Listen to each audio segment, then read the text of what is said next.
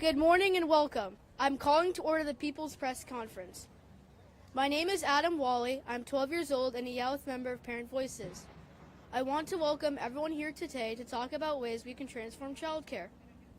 I am very happy that my mom got me an after-school program near my school. I do my homework there, I play in the gym, and I socialize with kids my age, and I play board games there too. I can't imagine myself home after school because I get bored and I need interaction. So childcare and after school is crucial to us.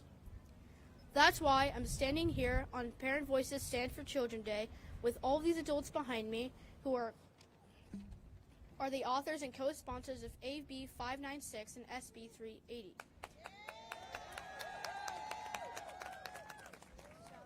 These bills do two things.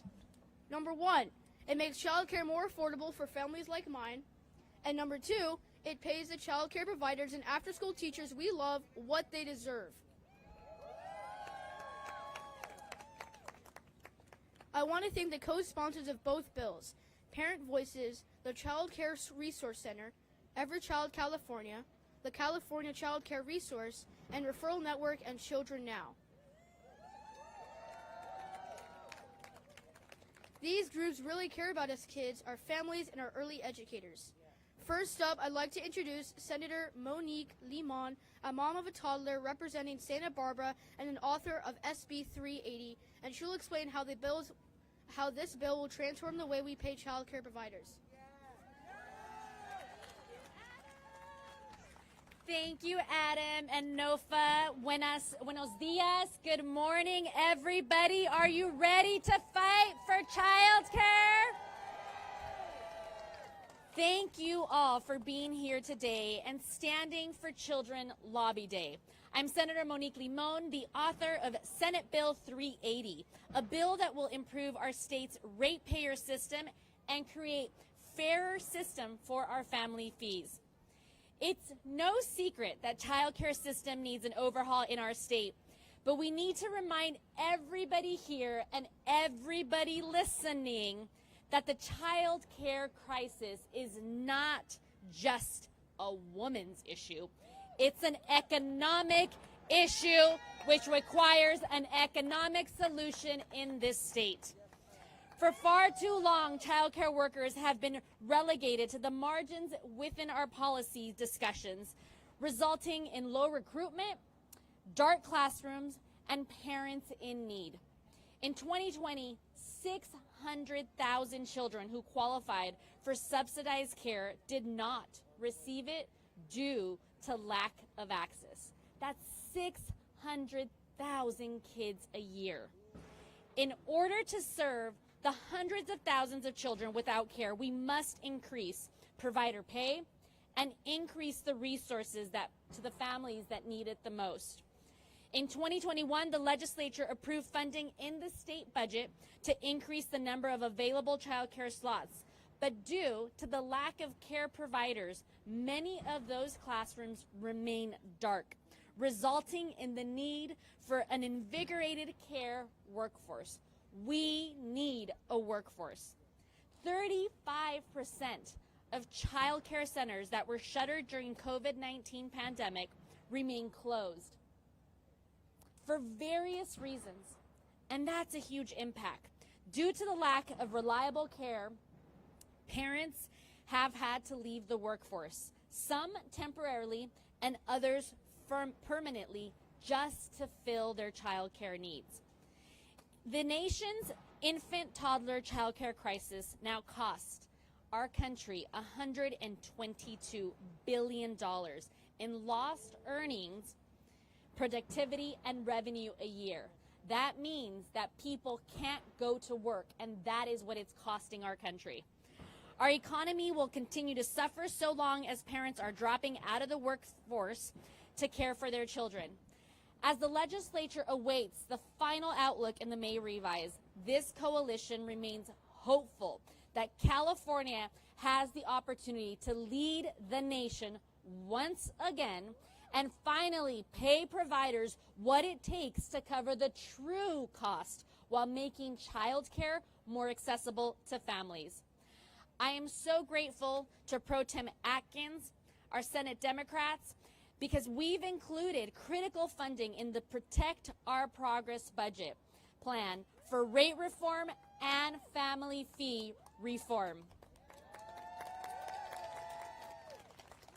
We also know that it's important to note that President Biden's executive order has the potential to deliver an infusion of funds at the federal level to improve care for hardworking families while supporting care workers and the families.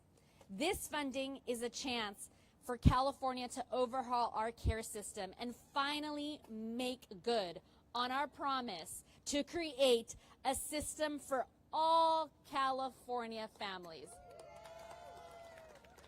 As a mother of a toddler, I live and breathe our child care challenges in our state. But I will tell you that I'm not alone in that. There are colleagues here today, and the bipartisan Legislative Women's Caucus has been here year after year pushing to ensure that women issues are economic issues in this state. Family issues are economic issues in this state. Children issues are economic issues in this state. And here we are again with the support of two members of the Women's Caucus who are going to talk to you and who are going to stand strong because we will not give up. So please help me in inviting my friend, my colleague, another child care champion, our Assembly Majority Leader, Eloise Gómez Reyes.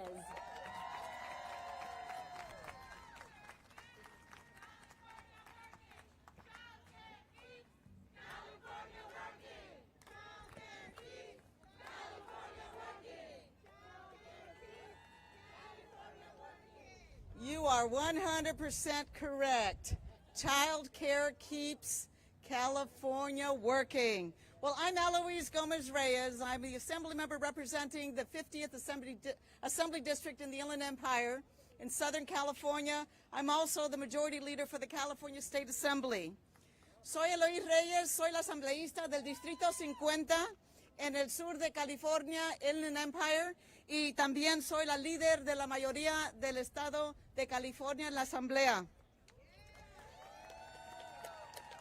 It is such an honor to be here with all of the child care reform champions. All of you. I love working with all of you. For so long, our child care workers have been giving everything of themselves to make sure our children are taken care of. They keep their doors open and sometimes having to accept poverty wages. That's just wrong. That's just wrong. And it's time for California to step up to make sure our child care workers receive the pay that they deserve. Together, we're going to work on this child care system to make sure that it works for parents and providers. Both the Assembly and the Senate have prioritized immediate investments in child care in our budget plans. Now, we just need to put a little bit of pressure on the governor to make sure he's on board. What's proposed in our respective budgets in both the Senate and in the Assembly is a down payment. It's a down payment. It may be $1 billion, but it's a down payment. This Band-Aid approach to addressing a crisis is just not the way it's supposed to be done. And reform is long overdue. That's why AB 596, which I am authoring, and SB 380, which my colleague, Senator Monique Limón, is authoring, that's why these bills are so important. Child care providers play a critical role in shaping the lives and the minds of our youngest children, and we need to pay them what they deserve. We also have to keep child care affordable for all of our families. By making child care affordable, families will have more income for their basic needs. It means parents will be able to work. It means they will be able to go back to school. It means they will be able to put money towards savings. And it means a brighter future for all of our children. Now, the truth is, all of you have been ringing the alarm for years now. Child care reform is coming. It's coming. I I want you to know that I will continue to work tirelessly with my colleagues to ensure that our providers are paid what they deserve. I will work to make sure parents don't have to pay sky-high family fees for what is supposed to be affordable child care. My mom always says, what is correct is just, and what is just is correct. And we are making a demand for something that is both just and correct.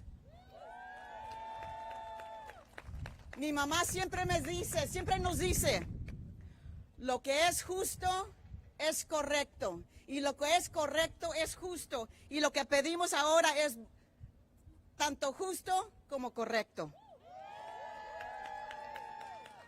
Tenemos que pagarles el sueldo digno a todas las personas que cuidan a nuestros niños.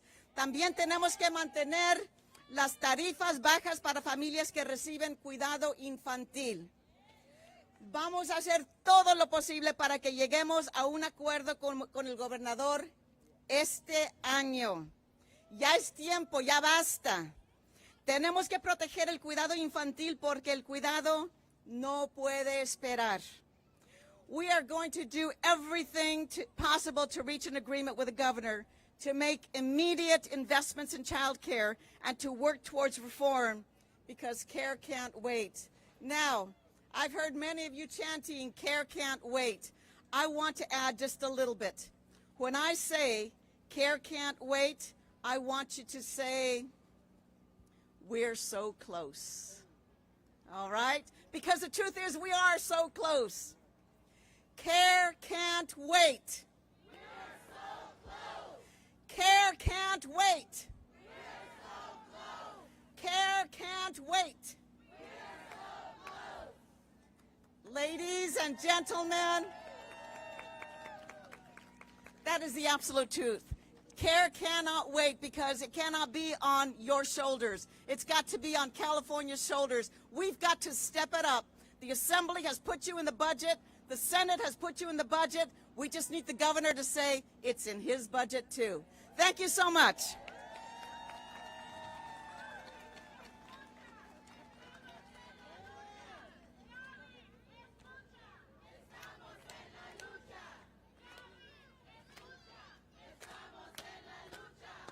Gavin, escucha, estamos en la lucha.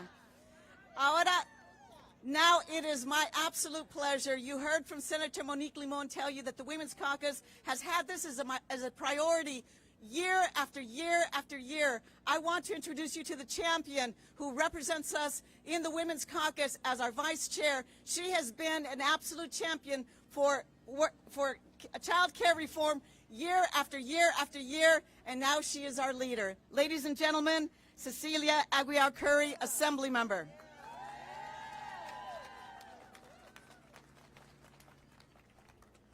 Good morning. It's so nice to see you all here, and it's so nice to see the children here.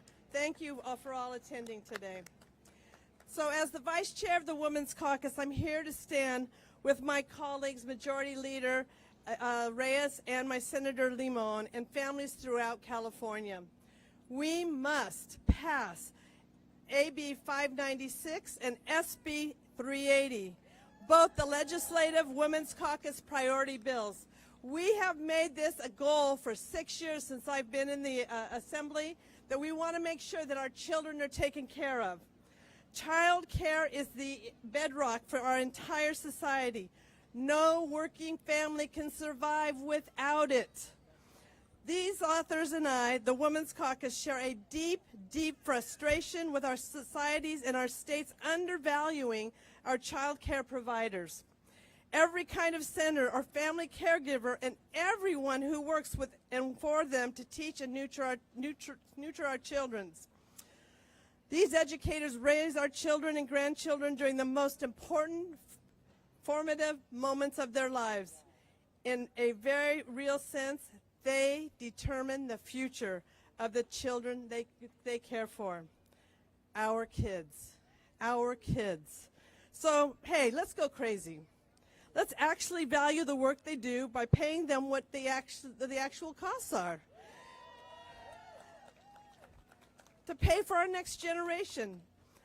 I'm sincerely not sure why in 2023 we still need a new law to do that. But okay, let's do what we should have done years ago. Let's support the village. It takes to raise our children to live a healthy and productive life.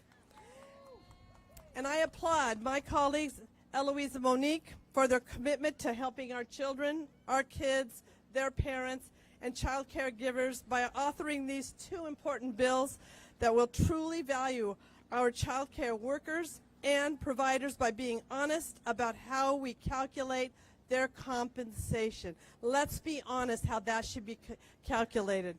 So I want to thank you all for coming today. But you know what? Let's hear from a family member. Let's have up here to discuss with this at length is Stevie Martinez, and she's from Fresno, California. Let's hear it for her.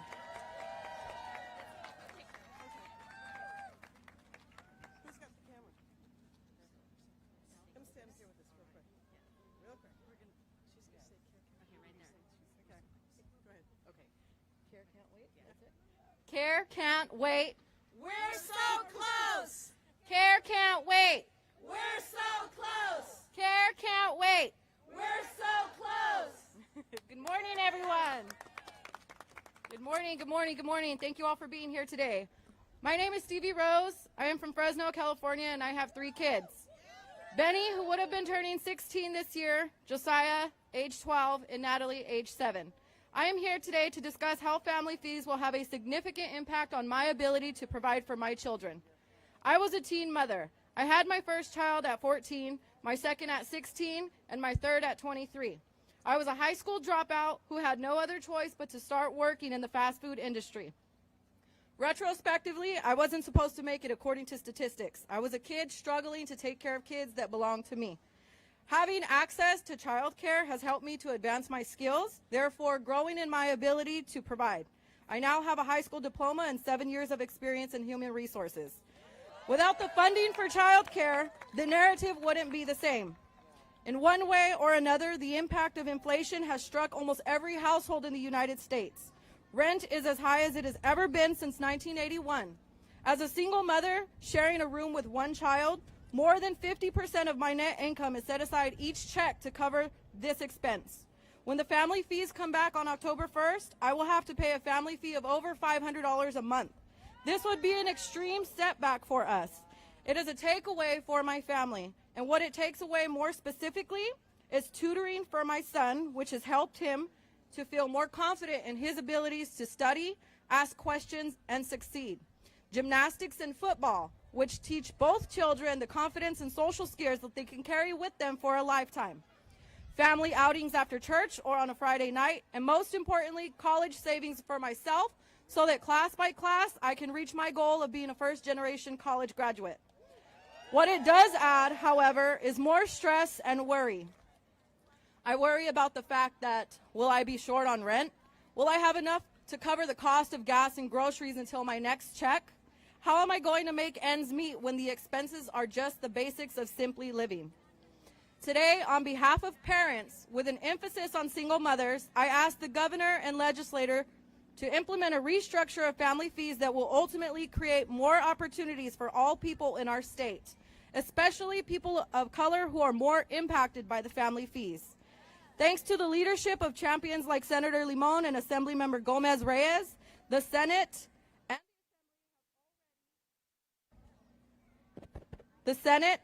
and the Assembly have already done their part. So the ball is in your court, Governor. The children are our future, and without access to early child care and a new family fee system, the governor will be doing a disservice to what today stands for. Thank you, everyone. I would like to now introduce our next speaker, family child care provider and Child Care Providers United member, Patricia Moran.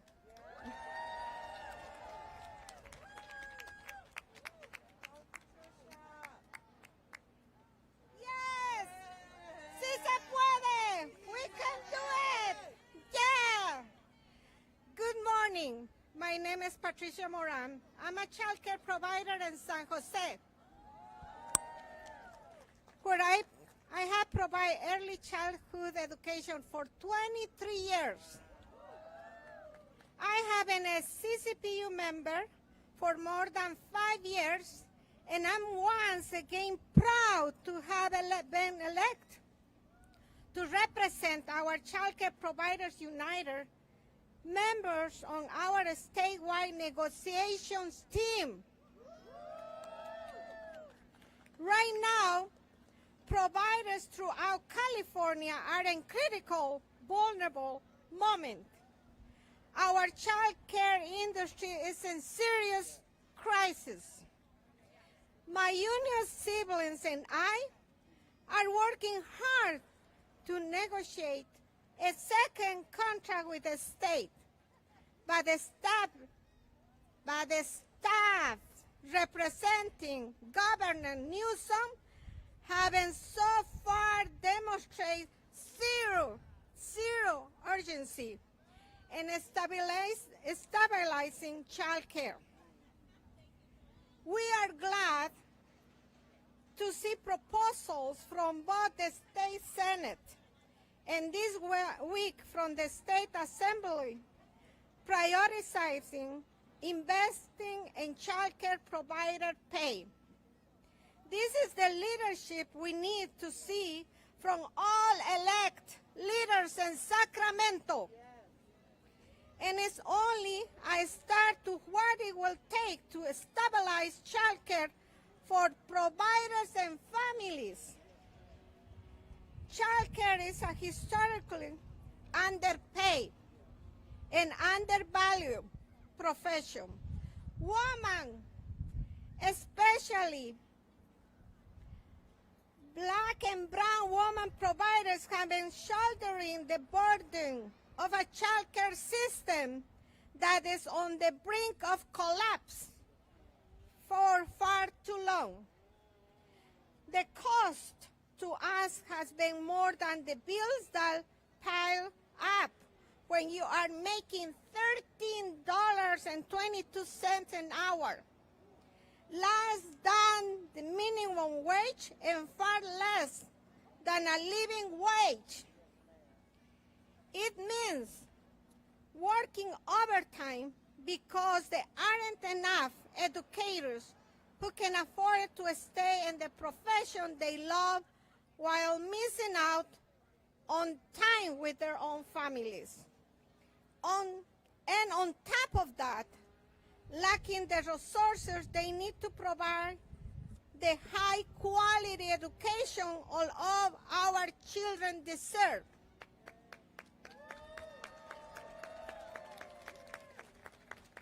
It is no wonder that, as most other industries have rebounded since the pandemic, California is the only state that has not seen childcare jobs recover to pre-pandemic levels. Even though we know demand has only increased with funding for up to 200,000 new subsidized childcare slots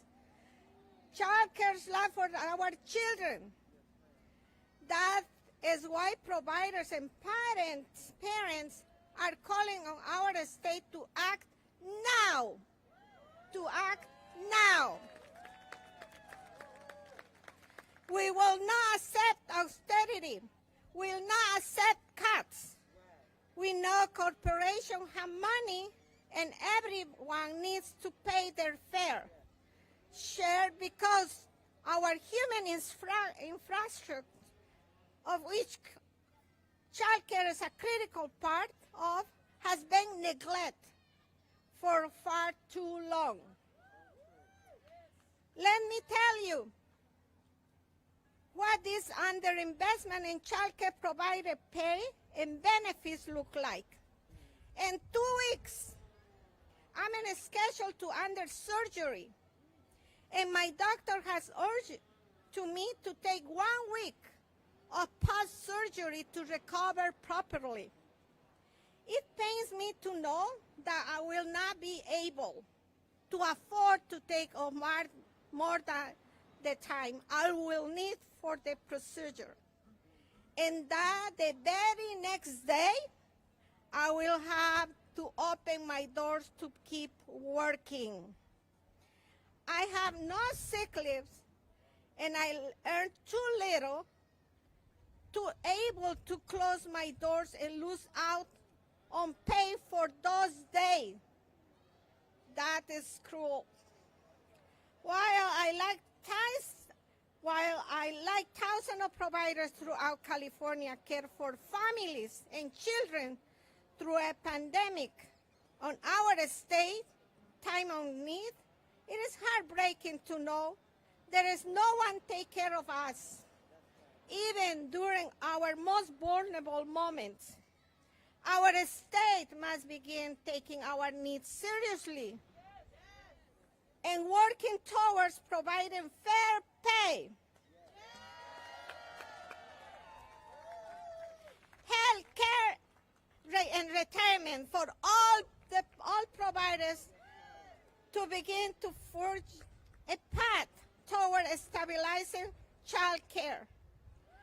We are committed to getting a fair contract that will do these things and more. We have seen before when we organize in numbers, we win. With that in mind, we are mobilizing on Thursday, June 15. We will meet here in our state capitol beginning at 8 a.m. Thousands of providers, parents, and child care advocates will be coming together in Sacramento to send a strong message to Governor Newsom. California runs on child care. Respect providers and families. Invest in child care now. We hope you will join us in demanding the funding we need for a 21st century child care system that truly works for families and providers. I will now like to introduce our next speaker, Ken Herron. And si se puede, we can do it. Si se puede, si se puede, si se puede. Hello, my name is Ken Herron. My wife, my sister-in-law, and myself operate 4 centers, preschool centers in Selma, California, just south of Fresno. We just started 2-year-olds earlier this year, so that's been a challenge, but fun and rewarding. When I saw the press release on Monday regarding this 25% super COLA from the Assembly, and when I read all the comments from the legislators, I literally was almost moved to tears, honestly, believe it or not. I remember back years ago when the Women's Caucus provided, they had to fight really hard against Jerry Brown to get anything. And they were able to get a few years ago a 5% raise and then a 5% right the second year. Because of that, we were able to start a 401k plan. We did not have a 401k plan for the first 15 years of my business. Or we just got health insurance not too long ago. And now I have employees that have $60,000, $70,000, $80,000, $90,000 due to the stock market, thanks to the Women's Caucus doing that. And when I read all these quotes, when I read all these quotes of Philip Ting and, McCarty and all the other supporters, in addition to the authors, it's just moving that we have such support. Our industry, we're grateful. Gratefulness is a great state of mind, by the way. We should be grateful for this beautiful day and the weather, the sun, the rain. We have snow in the mountains and water. And I am grateful for the legislature of this great state. For years, they have been focusing on our problems and trying to solve this issue, which is a base issue for our economy, is keeping people working at dignified wages. So this meeting is not about talking to the legislators because they know the issues. They just have outlined them better than I can. It's amazing. They know the issues better than I do, and I'm in the field. And they are united, the Senate and the Assembly. This is their priority. Out of all the needs that we have in this great state, this is the one they want to focus on, even in, some more difficult economic times that we're living in. And, we may hear that may revise, there may be some negative, budget numbers coming out, but the issue is we have a rainy day fund, if necessary, for priorities. The Assembly and the Senate have made this their priority. And I want to, we now need to basically address the governor. And I want to remind the governor of a couple of things. First off, when he did the TK expansion, which has helped a lot of families, so he should be, commended on that. Helped a lot of school districts to fill empty classrooms. But he only did halfway the job of changing this system. He left the rest of us behind. He's thrown billions of dollars into the K through 12 system for TK, but left us out in the cold. And it's time for them to pay up. So about 14 months ago, January of 22, the governor and his wife came out with a gender equity proposal. Quote, "I'm proud to announce that California has signed the Equal Pay Pledge to advance pay equity in our workforce," said Governor Newsom. Signing the pledge and establishing a chief equity officer position are just the latest examples of our continued commitment to ensuring our state government workforce practices reflect the highest standards of economic, gender, and racial equality.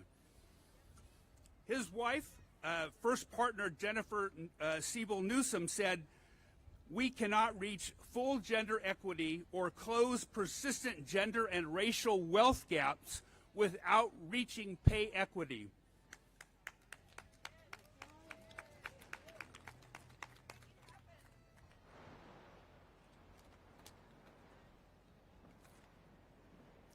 So she said, as the state's largest employer, California is leading by example, and she calls on other employers to join us as we work to create a California where women are valued, respected, and paid equitably. Then sign the bills. There you go. There you go. He's the ECE champion. He's given himself that moniker. So it's time to pay up. And, we know that he has aspirations beyond California. And it's really important to hold people accountable for the things that they promise, that the descriptions they want to have of their tenure in office.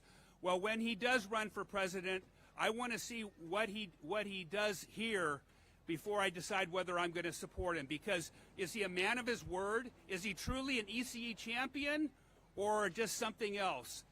The champions are right here. Let me tell you, the champions, the Legislative Caucus, Women's Caucus, the Assembly and the Senate, thank you. So right now we're going to have some question and answers with Senator Limón. And okay, excuse me, we're moving to Adam. Sorry about that. Okay, thank you. Adam, you are awesome, man. You are awesome. You were born to be this.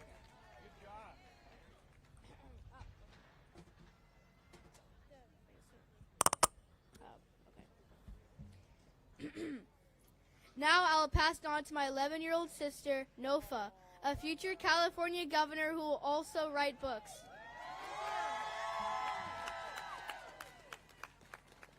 Thank you to all the speakers. It's awesome knowing that you are working hard to make it better for my friends, my older brother, and all the kids in California because we deserve it. Watching my mom struggle over the years to care for us, complete her education, and stay at her job brought us here today to share our story and the story of thousands of other children on Parent Voices Stand for Children Day. Thank you to Majority Leader Gómez Reyes and Senator Limón for AB 596 and SB 380.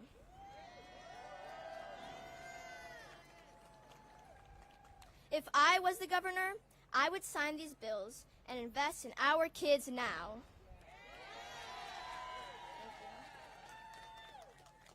With more funds, we could build a higher quality childcare system with better food, have extracurricular activities for kids ages 1 to 12 years old, such as gardening, music, dancing, coding class, learning a second language, doing science projects, and taking field trips to museums and zoos.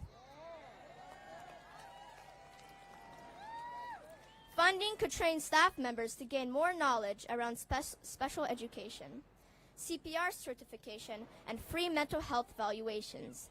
This is how we can transform childcare and the lives of California's children, families, and early educators.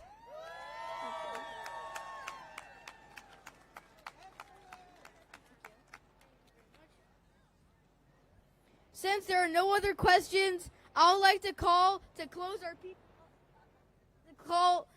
our People's Press Conference and hand the gavel over to my colleague, Senator Karen Gutierrez, who will call to order the People's Hearing.